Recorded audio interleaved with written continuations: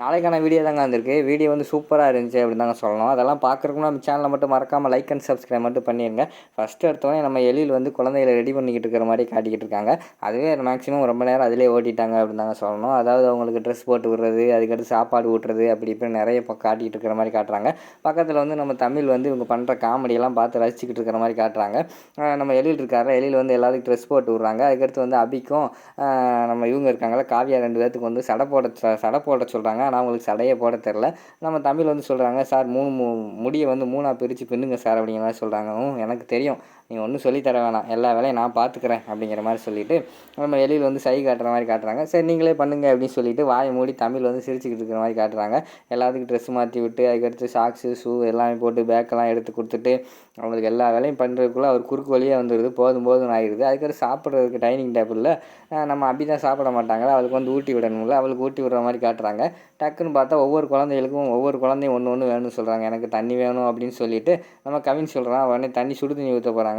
உடனே நம்ம அஞ்சலி பக்கத்தில் தமிழ் வந்து சொல்கிறாங்க, சார் கவின் வந்து சுடு தண்ணி குடிக்க மாட்டான், அவனுக்கு ஒத்துக்காது அப்படிங்கிற மாதிரி சொன்னாங்க. எனக்கு தெரியும், நீ மூடு அப்படிங்கிற மாதிரி சொல்லிட்டு விறுவிறுன்னு போய் பச்சை தண்ணியெல்லாம் கொண்டு வந்து கொடுக்குற மாதிரி காட்டுறாங்க. டக்குன்னு காவியா ஆப்பிள் வேணுங்கிறா. அதுக்கடுத்து அபி வந்து எனக்கு வந்து ஆரஞ்சு பழம் வேணும் அப்படிங்கிறாங்க. எல்லாத்தையும் செஞ்சு குறுக்கு வழி வந்து ஒரு வாரத்தில் உட்காந்துருக்கிற மாதிரி காட்டுறாங்க. அந்த நேரத்தில் வந்து மனம் வராங்க. என்ன தமிழ் நின்று சிரிச்சுக்கிட்டு இருக்கா, இங்கிட்டு பார்த்தா நம்ம எழில் வந்து எல்லா வேலையும் பண்ணிக்கிட்டு இருக்கானே, இதென்ன இப்படி நடந்துக்கிட்டு இருக்கு அப்படின்னு சொல்லிட்டு மனம் ஒருவன் கோவத்தில் வந்து எழில் என்ன பண்ணிக்கிட்டு இருக்கா, இதெல்லாம் பண்ணுறதுக்கு அவள் இருக்காளா அப்படிங்கிற மாதிரி சொல்கிறாங்க. உடனே நம்ம தமிழ் வந்து சொல்கிறாங்க, நான் இதுக்கு இருக்கேன், என்னை தான் அஞ்சலி மட்டும்தான் நான் பார்த்துக்க சொன்னாங்க, மீதி 3 குழந்தை கூட வந்து என்னை பழகக்கூடாதுன்னு சொல்லியிருக்காங்கல்ல, அதான் நீங்கள் கூட சொன்னீங்களே மீதி 3 குழந்தைகளையும் நான் பார்த்துக்கிறேன், அஞ்சலி மட்டும் நீ பார்த்துக்கோன்னு சொன்னீங்களே, அதனால் நீங்கள் தான் பார்த்துக்கணும், நீங்களே பார்த்துக்கோங்க அப்படிங்கிற மாதிரி சொல்கிறாங்க. உடனே வந்து நம்ம மனம் வந்து சொல்கிறாங்க, எழில் என்ன எழில் பேசிக்கிட்டு இருக்கா, இப்படி பேசிக்கிட்டு இருக்கா, நீ பார்த்துக்கிட்டு இருக்க அப்படிங்கிற மாதிரி சொல்கிறாங்க. உடனே வந்து தமிழ் வந்து சொல்கிறாங்க, சார் தான் சொன்னார் குழந்தையெல்லாம் நான் பார்த்துக்குருவேன், நீ சும்மா இருந்தால் போதும்னு சொல்லியிருக்காரு, ஆனால் சார்கிட்ட கேளுங்க அப்படிங்கிற மாதிரி வந்து தமிழ் சொல்கிறாங்க. உடனே மனம் வந்து கேட்காங்க, என்ன எழில் அவள் சொல்கிறது உண்மையா அப்படிங்கிற மாதிரி கேட்காங்க. ஆமாம் நான் தான் சொன்னேன், என் குழந்தைகளை நான் பார்த்துக்கிறேன், நான் சொல்லிட்டேன் அவகிட்ட அப்படிங்கிற மாதிரி சொல்கிறாங்க. என்ன நம்ம தான் கோவத்தில் சொன்னால் அவளும் அதை பார்த்துட்டு சிரிச்சுக்கிட்டு இருக்காளே அப்படிங்கிற மாதிரி சொல்கிறாங்க. உடனே எழில் வந்து சொல்கிறாங்க, மனோ நீ அமைதியாக இரு, இது என்னோட மான பிரச்சனை, அவள் என்னால் வந்து குழந்தைகளை பார்க்க முடியாது, என் கூட குழந்தைய சேராதுன்னு சொன்னால் அதை நான் செஞ்சு காட்டிடுவேன் அப்படின்னு நான் சொல்லிட்டு சபதம் கட்டியிருக்கேன், அதனால் வந்து இந்த இதை நான் தான் செய்யணும், அதனால் நீ அமைதியாக இரு அப்படிங்கிற மாதிரி சொல்கிறாங்க. சரி பண்ணுங்க அப்படின்னு சொல்லிட்டு தமிழ் வந்து அங்கிட்டு சிரிச்சுக்கிட்டு இருக்கிற மாதிரி காட்டிக்கிட்டு இருக்காங்க. அந்த பக்கம் பார்த்தா நம்ம தமிழோட அப்பா இருக்கார்ல, அப்பா வந்து டயர்டாகி அதாவது அவங்க தங்குற இடத்துக்கு வந்து நடந்து போய்கிட்டு இருக்கிற மாதிரி காட்டுறாங்க.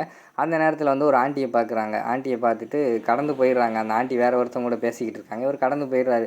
போகிற வழியில் பார்த்தா அவர் கடந்து போனவொடனே ஒரு பையன் வந்து பைக்கில் வந்து ஓரமாக வந்து கீழே வந்துட்டான். உடனே எல்லாருமே தூக்கி விட்றாங்க. அந்த ஒரு ஆண்டி வந்துச்சுல, அந்த ஆண்டியை வந்து தூக்கி விட்றாங்க. எல்லாமே தண்ணி கொடுக்காங்க. என்னாச்சு ஏதாச்சு அப்படின்னு சொல்லிட்டு, பார்த்து போப்பா வீட்டுக்கு அப்படிங்கிற மாதிரி சொல்லிக்கிட்டு இருக்காங்க.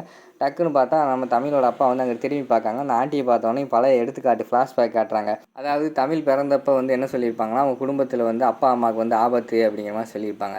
அதை கேட்டு என்ன செஞ்சுருப்பாங்க, நம்ம தமிழோட அம்மா வந்து இந்த குழந்தை வந்து வேண்டாம் அப்படிங்கிற மாதிரி சொல்லி ஒரு அனாதை ஆசிரமத்து ஒரு ஆண்டிக்கிட்ட வந்து அந்த குழந்தைய கொடுக்குற மாதிரி காட்டுவாங்க. அந்த ஆண்டி தான் இப்போ வந்து நம்ம தமிழ் அப்பா பார்த்துருக்காருங்களா, அந்த ஆண்டி சேமாக இருக்கும். ஒருவேளை இவங்களா இருக்குமோ அப்படிங்கிற மாதிரி வந்து அங்கே யோசிச்சு பார்த்துக்கிட்டே இருப்பாங்க. டக்குன்னு வந்து இவங்களா தான் இருக்கும் அப்படிங்கிற மாதிரி யோசிச்சுக்கிட்டு இருப்பாங்க. அங்கிட்டு பார்த்தா நம்ம குழந்தைய எங்கே அப்படின்னு சொல்லிட்டு நம்ம தமிழோட அப்பா இருக்காங்கல்ல, அவங்க வந்து அவங்க ஒய்ஃப்கிட்ட கேட்பாங்க, நமக்கு ஆபத்துன்னு சொல்லிட்டு நான் தான் குழந்தைய ஒரு அனாதை ஆசிரமத்து ஒரு அக்காட்ட கொடுத்துட்டேன் அப்படிங்கிற மாதிரி சொல்லுவாங்க. என்னடி கொடுத்து விட்ட, யார்கிட்ட கொடுத்து விட்ட அப்படிங்கிற மாதிரி சொல்கிறாங்க. அவங்க நேரம் கொண்டு போயிருப்பாங்க அப்படிங்கிற மாதிரி சொல்கிறாங்க. உன்னை வந்து கவனிச்சுக்கிறேன் அப்படின்னு சொல்லிட்டு வந்த இடத்துல தேடுவாங்க. ஆனால் அந்த ஆண்டி வந்து குழந்தைய ஆட்டோவில் வச்சு கொண்டு வந்துடுவாங்க. அந்த ஆண்டி தான் இந்த ஆண்டின்னு அவங்க வந்து கடைசியில் கண்டுபிடிச்சிருவாங்க.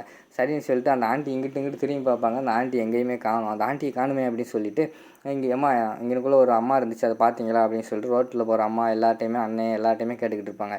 யாருமே தெரியல அப்படின்னு சொல்லிடுவாங்க. ஐயோ எங்கே போனாங்க அப்படின்னு சொல்லிட்டு திருப்பி அங்கிட்டு போய் வேறு ஒரு அக்காட்ட எல்லாத்துட்டையுமே கேட்பாங்க. கடைசியில் பார்த்தா அவங்க யாருமே எனக்கு தெரிலன்னு சொல்லிடுவாங்க. கடைசியில் கவலையாகி சோர்ந்து ஒரு இடத்துல உட்காந்துருக்கிற மாதிரி காட்டிக்கிட்டு இருப்பாங்க. அடுத்த சீனில் வந்து நம்ம தமிழுக்கும் அஞ்சலிக்கும் சீன் வச்சுருப்பாங்க. அஞ்சலி வந்து கவலையாக இருப்பாங்க. தமிழ் வந்து கேட்பாங்க, என்ன கவலையாக இருக்க அப்படிங்கிற மாதிரி கேட்பாங்க. அதுக்கு வந்து நம்ம அஞ்சலி வந்து சொல்லுவாங்க, என் பிறந்தநாள் அன்றைக்கி என்னை யாருமே சரியாக கண்டுக்கலை, நானும் ஆஸ்பத்திரியில் இருந்தேன், என் பக்கத்தில் யாருமே இல்லை அப்படிங்கிற மாதிரி சொல்லுவாங்க. உடனே நம்ம தமிழ் வந்து சொல்லுவாங்க, என்ன பண்ண சூழ்நிலை அப்படி ஆயிடுச்சு, நான் உனக்கு பயங்கரமாக பிரம்மாண்டமாக பிறந்தநாள் கொண்டாடலாம் ரெடி பண்ணியிருந்தேன், ஆனால் எதுவுமே நடக்கலை அப்படிங்கிற மாதிரி வந்து தமிழ் சொல்லுவாங்க. எனக்கு அதான் கவலை, இன்னும் 1 வருஷம் ஆகும்ல மறுபடியும் பிறந்தநாள் கொண்டாடுறதுக்கே அப்படிங்கிற மாதிரி வந்து நம்ம அஞ்சலி கேட்பாங்க. உடனே தமிழ் வந்து இப்போயே கொண்டாடிடுவோம் அப்படின்னு சொல்லிட்டு ஒரு சின்ன கேக் எடுத்து அதில் மெழுகுவர்த்தியெல்லாம் வச்சு கொண்டு வந்து இந்தா ஊது அப்படின்னு சொல்லிட்டு சொல்லுவாங்க. உடனே அஞ்சலி வந்து ஊதுவாங்க. 2 பேருமே கேக்கு மாற்றி மாற்றி பிறந்தநாள் கொண்டாடிட்டு அடுத்து வந்து எனக்கு ஒரு கிஃப்ட் இல்லை எதுவும் இல்லை அப்படின்னு கேட்பாங்க. என்னால் முடிஞ்ச கிஃப்ட்டு நான் கொடுக்குறேன் அப்படின்னு சொல்லிவிட்டு நம்ம தமிழ் வந்து எடுத்து கொடுப்பாங்க. எடுத்து பார்த்தா அது ஓப்பன் பண்ணி பார்த்தா அதில் வந்து அம்மா கூட ஒரு குழந்தை இருக்கிற மாதிரி காட்டுவாங்க. அதை பார்த்தோன்னே நம்ம அஞ்சலிக்கு வந்து பயங்கரமான சந்தோஷமாயிரும். நம்ம தமிழ் வந்து கேட்பாங்க, இப்போ இந்த கிஃப்ட் எப்படி இருக்குது, உனக்கு பிடிச்சிருக்கா அப்படிங்கிற மாதிரி கேட்பாங்க. எனக்கு ரொம்ப பிடிச்சிருக்கு அப்படின்னு சொல்லிட்டு 2 பேர் கட் பண்ணிக்கிட்டு இருக்கிற மாதிரி காட்டுவாங்க. அதோட பார்த்தீங்கன்னா அந்த எபிசோடை வந்து முடிச்சிடுறாங்க.